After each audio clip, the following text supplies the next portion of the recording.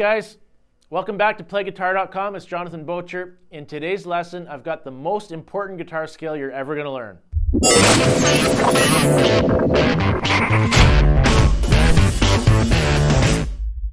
The scale pattern we're going to learn today is flat out the most important scale pattern you need to know when it comes to soloing on the guitar.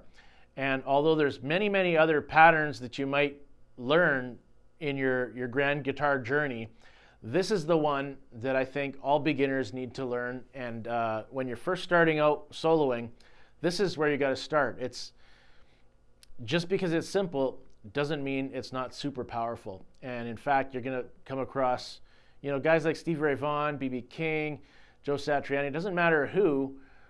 All these great guitar players, Eric Clapton, Jimi Hendrix. It just goes on and on and on. They all use the pentatonic minor scale pattern. Now, yeah, they get into modifications and stuff like that, but it all comes from this starting point, okay? So if you can get this one scale pattern down and learn how to move it around so that you can play it in key, then you got a really good foot in the door towards soloing, okay? So the cool thing about the pentatonic minor scale pattern is that it's got 5 notes instead of 7. The 7-note scale is called the diatonic scale, okay?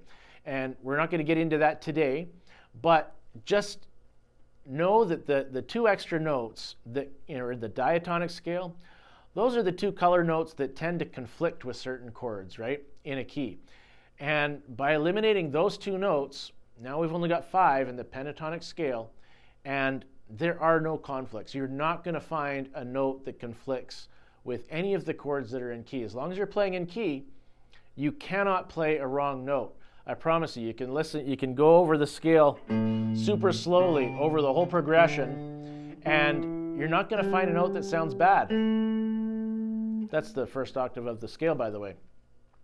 So I like to call it a bulletproof scale sometimes, because you can't shoot a hole in this thing. It just, as long as you stick to the scale pattern, you will be playing notes that sound good, okay? And to demonstrate this, I actually heard a wind chime one day.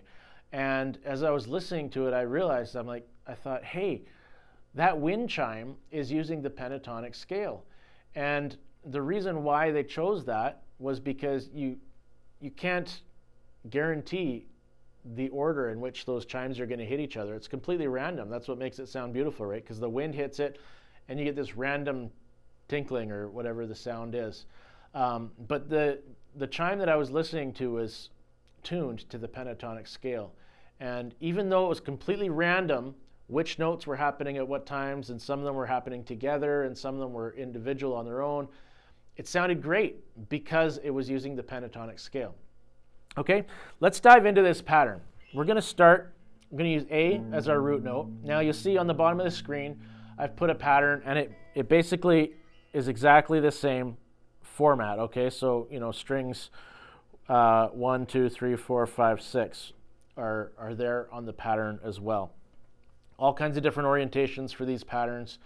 I just figured if you're looking at it on screen like this, then why not match my own hand, right? So we're starting here at the 5th fret of the 6th string. That's an A note. And in fact, that's the root note for the scale that we're learning. We're learning the A pentatonic minor scale pattern, okay?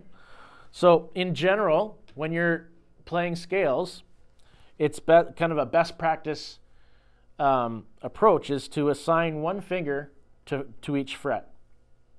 Okay, the benefit of this is that you don't end up, crossing over your fingers, trying, like, for instance, if I was using, as I go through the pattern, if I was using my 2nd finger for the 5th fret stuff as well as my 1st finger, then you just get your wires crossed a little bit, right? If you just assign 1 finger per fret mentally, then you just keep your channels open so each finger has its role to play.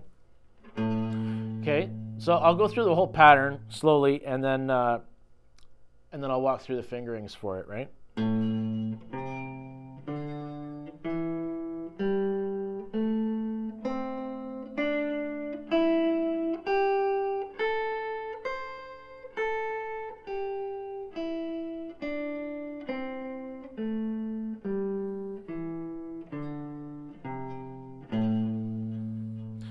All right, so you can see there, I kept the 1 finger per fret, And that doesn't mean, of course, that they're like anchored onto the, it's just a mental thing, okay?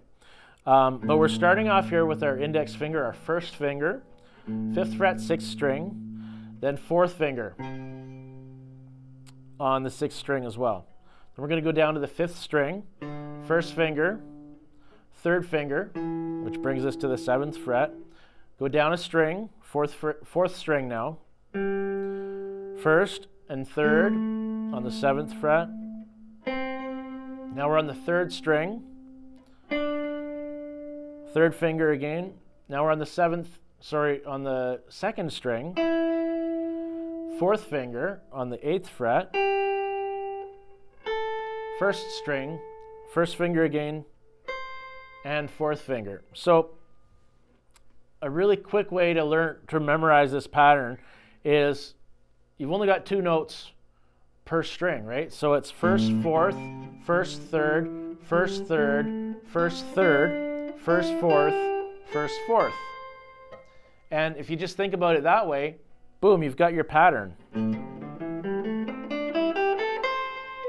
And when you practice these scales, you should go up and down because you want to be comfortable going in any direction.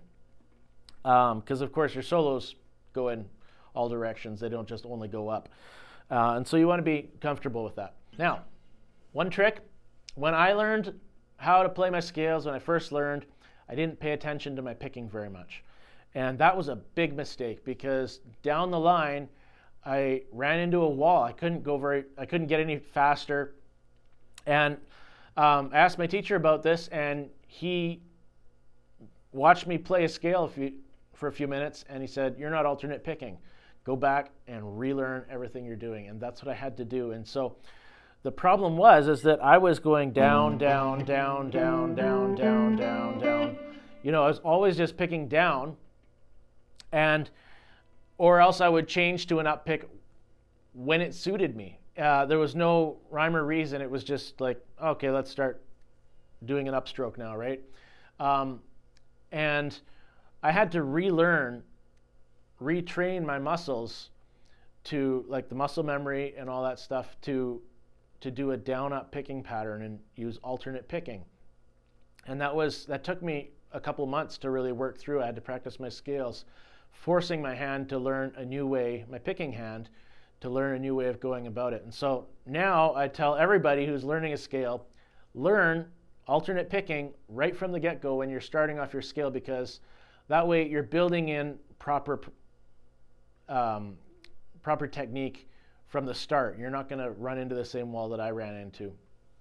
What is alternate picking? It's very simple. Every single note that you pick is alternating. Down, up, down, up, down, up. Now, in this particular scale, we only have 2 notes per string. So that means every string is just down, up. So it's a nice sequence all the way through. But as we get into other scales down the road, we're going to have some strings will have 2 notes per string, and some will have 3 notes per string. And so you've got to get this hand working so that it's always going down, up, down, up, down, up. But for now, just practice it with this scale pattern, okay? Don't worry about the rest. Down, up, down, up, down, up, down, up, down, up, down, up, and keep going. Down, up, down, up, down, up, down, up, down, up, down. Okay, so by keeping that, just keep on going at the end, you do get one spot where you have 3 notes per string, and so that's going to throw your pattern off, right? So you're going to have to practice coming back down the scale using the other, starting off with an upstroke, for instance, right, instead of a downstroke. And so if you can practice this pattern, you're going to be well on the way to soloing prowess. Here's the other piece of the puzzle. What we've just learned comes straight out of A minor, okay? You can play that scale.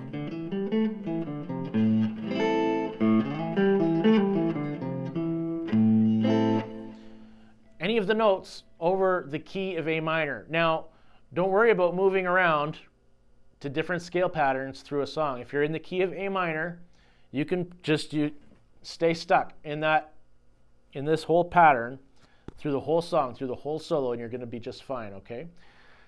You can also use this exact same pattern in the key of C major. A minor and C major are what we call relative keys, okay? A minor is the relative minor of C major. And if you look at that, we got a C here on the 8th fret, and then we go down 3 frets. And we get our A. So if you're playing in a major key, find your root note on the 6th string. Let's say it's D. Okay, so you're in D major.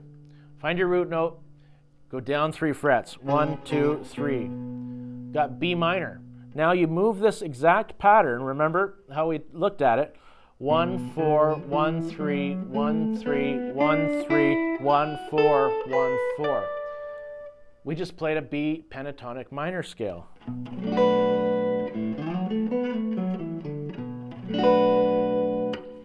That won't work in the key of A minor, but that's a B minor scale. It works great in the key of D major or B minor, okay?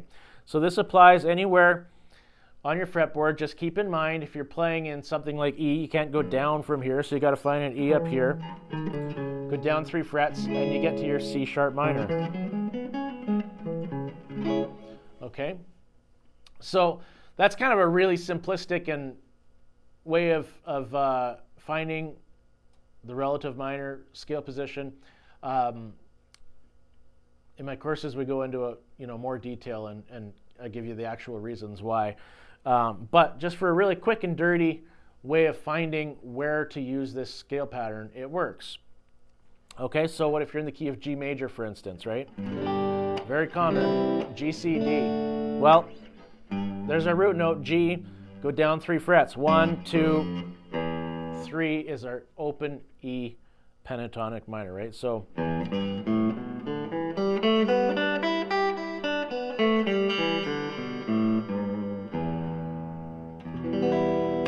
you can play that exact same scale pattern, of course adjusting for the fact that you don't need to use your first finger because the nut here is doing that work. We're just using open strings there. Or you could play it up here.